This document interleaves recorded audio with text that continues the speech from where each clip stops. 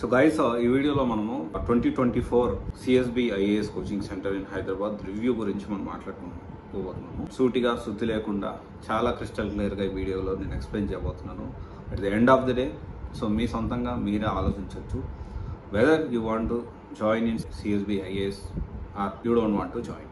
అది మీరు end of the video మీరు డిసైడ్ అవ్వచ్చు. This is the latest updated review of 2024. This is not based on ranks base చేసి అస్సలు కాదు. ఎందుకు ర్యాంక్స్ బేస్ చేసి కాదు అనేది నేను ఒక వీడియో చేశాను.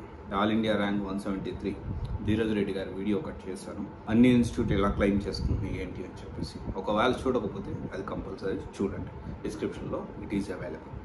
అండ్ ఇక్కడ నేను ప్రతి వీడియోలో చెప్పేది రివ్యూ చెప్పే ముందు ఒక విషయం మనం తెలుసుకోవాలి. మనం ర్యాంక్స్ బేస్ చేసుకొని రివ్యూ చేస్తలేను. అండ్ మెయిన్గా అడ్వర్టైజ్మెంట్స్ కానీ ర్యాంక్స్ కానీ ఇలాంటివి కాకుండా జెన్యూన్గా కొన్ని పాయింట్స్ మీద మనం మాట్లాడబోతున్నాము. సో ఫస్ట్ ఏంటి అంటే, నేను యూపీఎస్సీ రాకముందు ఫస్ట్ ఆఫ్ ఆల్ ఇది లాంగ్ ప్రిపరేషన్ అనే విషయం మీరు అర్థం చేసుకోవాలి. అండ్ షార్ట్ టైంలో అయ్యేది కాదు. 9 to 10 months కోచింగ్ అనేది తీసుకున్న తర్వాత కొంత టైం అనేది ఇన్వెస్ట్ చేసి మనము దాని గురించి ఒక 2 years 3 years పడుతుంది, మినిమం పడుతుంది మోస్ట్ ఆఫ్ ది యావరేజ్ మనం చూసుకుంటే. అండ్ ఇక్కడ ఇంకొక విషయం మనము అర్థం చేసుకోవాలి. యూపీఎస్సీ అనేది ఎవరికి అంటే, మనము ఎవరైతే ఇక వేరే ఆలోచన ఉండదు. ఇక ప్రాణం పెట్టి ఇక్కడే పనిచేసే వాళ్ళు మాత్రమే, ఇక్కడ కష్టపడే వాళ్ళు మాత్రమే వాళ్ళకి సక్సెస్ అనేది కొంత లక్ ఫ్యాక్టర్ కూడా ఉంటుంది యూపీఎస్సీలో. అది మనం అర్థం చేసుకోవాలి. అండ్ మనం మెయిన్గా ఇప్పుడు ఒక కోచింగ్ సెంటర్ సెలెక్ట్ చేసుకునేటప్పుడు ప్రతి ఫ్యాకల్టీ మినిమం ఒక హాఫ్ అన్ అవర్ అన్నా 1 hour అన్నా కంపల్సరీ డెమో క్లాస్ ఉండాలి. ఓవరాల్గా సివిల్స్ ఓరియంటేషన్ వినేసి మనం డెసిషన్ తీసుకోవడం కరెక్ట్ కాదు. అండ్ ఇంకొక విషయం వచ్చేసి ఏంటి అంటే, కొంతమంది ఇన్స్టిట్యూట్ వాళ్ళు ఎలా ఉంటారంటే, ఇన్స్టిట్యూట్ నుంచి బయటకు వచ్చిన వెంటనే కొంతమంది ఇన్స్టిట్యూట్ సిఎస్బి అస్సలు కాదు, సిఎస్బి ఎప్పుడు ఇలా చేయదు. సో బాలత మేడం ఫోకస్ ఎప్పుడు డెఫినెట్లీ ఎంతోమందిని ఐఏఎస్ని ఐపీఎస్ని తయారు చేయాలంటే దాని గురించి మనం మాట్లాడుకుందాము. అయితే ఇక్కడ కొన్ని ఇన్స్టిట్యూట్స్ ఎలా చేస్తాయంటే, కొంత బయట ఒక గ్రూప్ ఆఫ్ పీపుల్ని ఏర్పాటు చేసేసి హాస్టల్స్ దగ్గర ఇన్స్టిట్యూట్స్ దగ్గర ఏర్పాటు చేసేసి వాళ్ళలో ఒక డిస్కషన్ అనేది స్టార్ట్ చేసి, ఆ కోచింగ్ సెంటర్ బాగాలేదా, ఈ కోచింగ్ సెంటర్ అయితే బ్రహ్మాండం ఉంది, సో నేను జాయిన్ అయ్యాను, నా ర్యాంక్ సీనియర్స్ కూడా చెప్పారు ర్యాంక్స్ బాగా వస్తాయి, ఇక్కడైతే మంచిగా ఉంటుంది, సూపర్గా ఉంటుంది అని చెప్పి ఒక మౌత్ పబ్లిసిటీని క్రియేట్ చేయడానికి కొన్ని ఇన్స్టిట్యూట్ ప్రయత్నం చేస్తూ ఉంటాయి. ఇది మనం అర్థం చేసుకోవాలి. అండ్ ఇంకోటి వచ్చేసి ఏంటి అంటే, ఇక్కడ మనము ఫ్యాకల్టీ చూడాలి. ఫ్యాకల్టీ ఎవరు ఏంటి, చివరి దాకా ఈ ఫ్యాకల్టీ ఉంటారు లేదని చూడాలి. తర్వాత వచ్చేసి ఏంటి అంటే, ఈ 9 to 10 months UPSC syllabus weightage ప్రకారం క్లాసెస్ అవర్స్ డివైడ్ చేశారా లేదా అనేది ఖచ్చితంగా తెలుసుకోవాలి. అది ఖచ్చితంగా ఇన్స్టిట్యూట్ అడగండి మీరు కంపల్సరీ. అండ్ ఒకవేళ అడిగి ఇస్తే తీసుకోండి, లేకపోతే ఓవరాల్గా ఎంత ఏంటి అనేది మీరు అడిగి తీసుకోవచ్చు. చాలా ఇంపార్టెంట్ ఇది కూడా. పోతే ఇక్కడ మనము CSB Balatha madam, first of all Balatha madam గురించి మనం మాట్లాడుకోవాలి. దీని ప్రోస్ కాన్స్ మాట్లాడుకునే ముందు ఈ మేడం గురించి ఖచ్చితంగా మాట్లాడుకోవాలి. నాకు తెలిసి నేను ఒక 6 years నుంచి, అంటే ఆల్మోస్ట్ 2018 నుంచి యూపీఎస్సీకి సంబంధించిన ఫీల్డ్లో ఉన్నాను. అంటే డిఫరెంట్ ఇన్స్టిట్యూట్స్ వర్క్ చేయడం, మార్కెటింగ్ అడ్వైజర్గా చేశాను, అండ్ ఆల్సో స్టూడెంట్ రిలేషన్గా చేశాను, అండ్ ఆల్సో ఆన్లైన్ మొత్తం entire online department take care చేశాను. అండ్ ఈ ప్రోగ్రామ్స్ ఎలా ప్లాన్ చేయాలి, ఎలా ఉంటుంది, అండ్ ఆల్సో ఢిల్లీ వెళ్ళి ఇదంతా కూడా బెంగళూరు ఇదంతా కూడా తిరిగి వచ్చాను. అయితే ఎక్సలెంట్ పర్సనాలిటీ బాలత మేడం గారిది. సో యాక్చువల్లీ బాలత మేడం గురించి మాట్లాడుకునే ముందు, అంటే ఆమె పర్సనాలిటీ చాలా ఇన్స్పైరింగ్ పర్సనాలిటీ. ఎంత ఇన్స్పిరేషన్ అంటే, ఆమె వర్క్ చేసే విధానం కానీ, వాళ్ళ 2 students నర్చర్ చేసే విధానం కానీ, దేవుడు గాడ్ గిఫ్ట్ ఏమో కానీ ఎవ్వరు ర్యాంకు కొట్టగలుగుతారు అనే విషయం ఆమె పట్టుకుంటుంది. అది ఎలా మరి గాడ్ గిఫ్టో మరి ఎక్స్పీరియన్సో ఏమో కానీ, కరెక్ట్గా ఎవరైతే ర్యాంక్ కొట్టగలుగుతారు అని అనుకుంటుందో వాళ్ళ మీద ఫోకస్ చేస్తుంది. వాళ్ళకి పర్సనల్ గైడెన్స్ కూడా ప్రొవైడ్ చేస్తుంది. అందరికీ ఇవ్వదు మళ్ళీ పర్సనల్ గైడెన్స్. ఆమెకు అర్థమైపోతుంది, అరే వీళ్ళు కొడతారా, అరే ఈ పాప కొడుతుంది, జాబ్ ఎలాగైనా సివిల్స్ క్రాక్ చేస్తుంది, ర్యాంకర్ అవుతుంది అనేది ఆమెకు తెలిసిపోతుంది. సో ఇలా అది ఖచ్చితంగా ఏంటి అంటే మేడంలో ఉన్న గొప్పతనం. నేను ఇప్పుడు మేడంకి సపోర్ట్ కాదు, నేను ఇంతవరకు ఒక్కసారి కూడా బాలత మేడం కలవలేదు. ఓకే, చాలామంది అనుకుంటారు అంటే బాలత మేడం గురించి చెప్తున్నారు, ఎక్కువ చెప్తున్నారు, మళ్ళీ ఆమెకు సపోర్ట్ చేస్తున్నారా, వాళ్ళ ఇన్స్టిట్యూట్స్. ఖచ్చితంగా నేను కాన్స్ కూడా చెప్తాను, గుర్తుపెట్టుకోండి, కాన్స్ కూడా నేను చెప్తాను. ఓకే, పాజిటివ్స్ చెప్తాను, నెగిటివ్స్ చెప్తాను.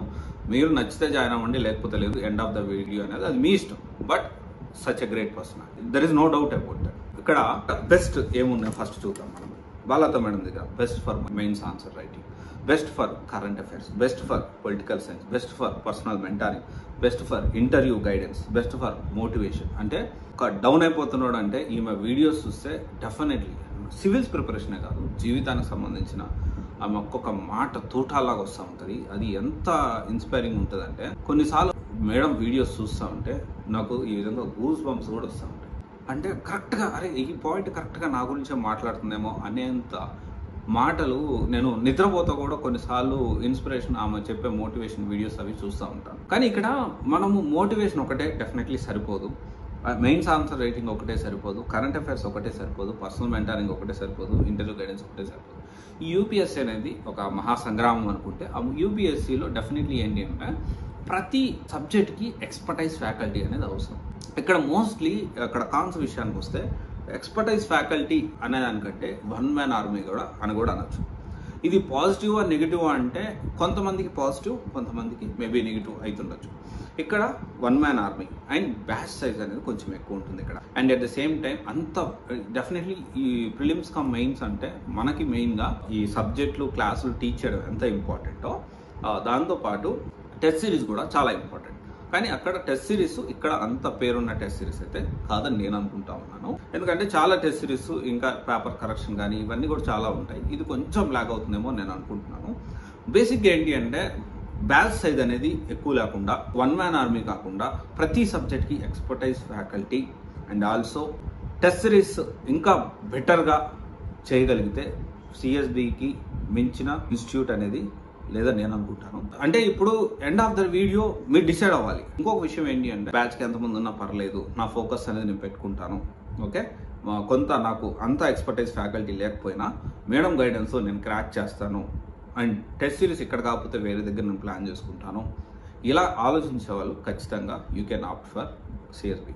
అండ్ ఇక్కడ ఏంటి అంటే ఐఎమ్ నాట్ డూయింగ్ అంటే ఇక్కడ ఖచ్చితంగా నేను ఫస్ట్లో కొన్ని పాయింట్స్ చెప్పాను. పాయింట్స్ ఖచ్చితంగా మీరు అడిగి మీరు మొత్తం మాట్లాడిన తర్వాత మీరు డిసైడ్ అవ్వండి. అంటే కాన్స్ విషయానికి వస్తే ఇంకొక విషయం పాయింట్ చెప్పాలి. నెగిటివ్ విషయానికి వస్తే అంటే అలా స్ప్రెడ్ అయిందో మరి అంతవరకు నిజమనేది తెలియదు. బట్ కొంచెం మేనేజ్మెంట్ విషయంలో పూర్ మేనేజ్మెంట్ అన్నట్లు అడ్మినిస్ట్రేషన్ విభాగంలో ఇంకొంచెం బెటర్గా అయితే బాగుంటుందేమో అని అనుకుంటున్నాను.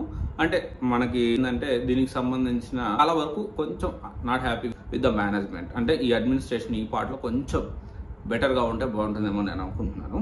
అండ్ ఇప్పుడు చాలా క్లారిటీగా చెప్తా ఉన్నాను మీకు, మీరు ఇక్కడ జాయిన్ అవ్వాలా వద్దా అనేది మీరే డిసైడ్ అవ్వండి.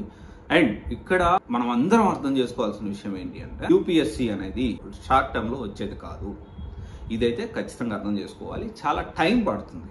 ఓకే, ఆ టైం పడుతుంది కాబట్టి మీరు దానికి ఫినాన్షియల్గా డబ్బులు అన్నీ సమకూర్చుకొని కొంత టైం పట్టినా ఓకే నేను ఎట్లాగైనా సివిల్స్ క్రాక్ చేస్తాను, 3 years పడుతుందో 4 years పడుతుందో ఖచ్చితంగా 100% వేరే ఏని గురించి ఆలోచించకుండా దీని గురించి ఆలోచించి నేను క్రాక్ చేయాలి అనే సంకల్పం, దృఢ సంకల్పం ఉంటేనే సివిల్ సైడ్ రండి.